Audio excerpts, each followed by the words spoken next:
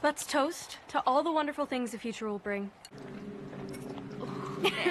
It's a little strong. A little. I love you guys. I love you. What is that?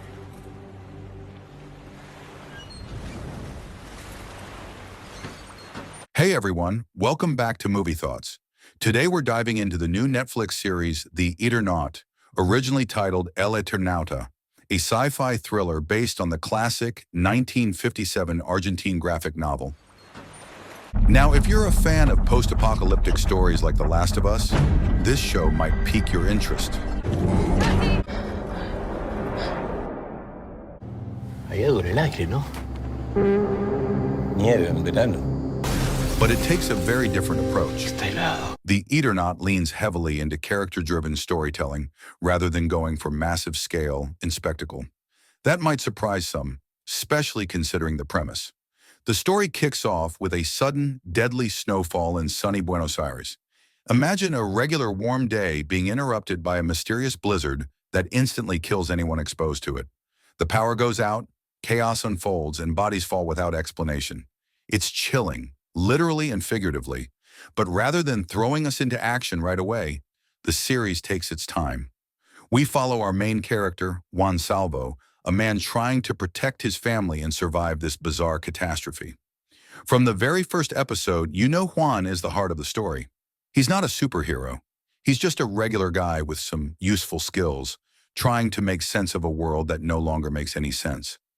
The first few episodes are a slow burn. They drip-feed information, keeping you in the dark, just like the characters.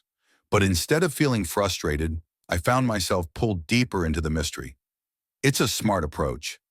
You're not just watching chaos, you're uncovering it piece by piece.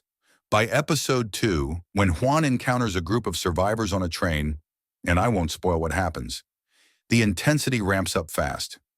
You suddenly realize there's way more going on here than a deadly snowstorm. The invisible enemy, the political undercurrents, the eerie emptiness of once busy streets.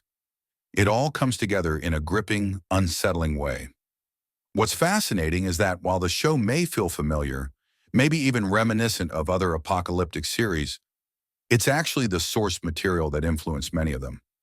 The original graphic novel is considered a landmark in Latin American science fiction, and it's clear this adaptation is both honoring that legacy and reimagining it for a modern audience.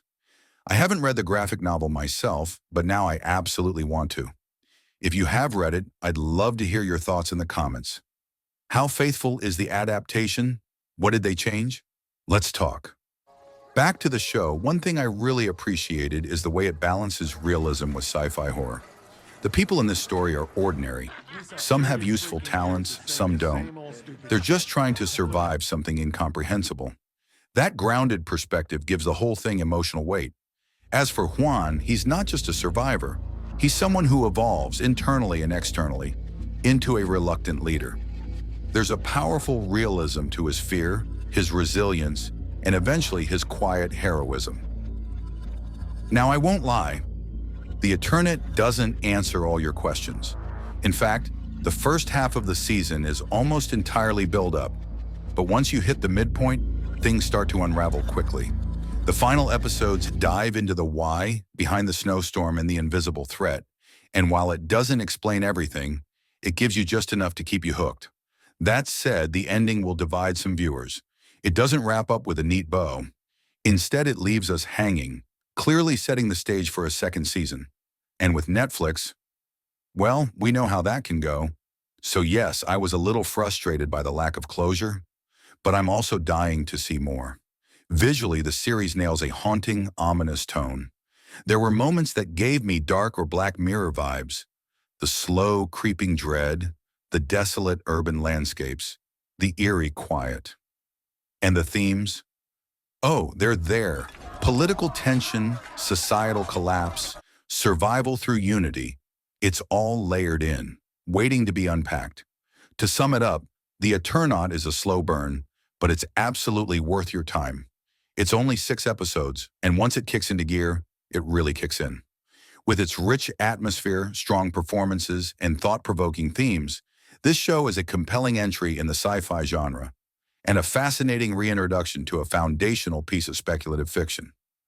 So, what did you think of The Eternaut? Have you read the graphic novel? Are you new to the story like me? Let me know your thoughts in the comments below. I'd love to get a conversation going. Thanks for watching. More Netflix reviews coming soon. And remember, stay safe, stay curious, and stay tuned.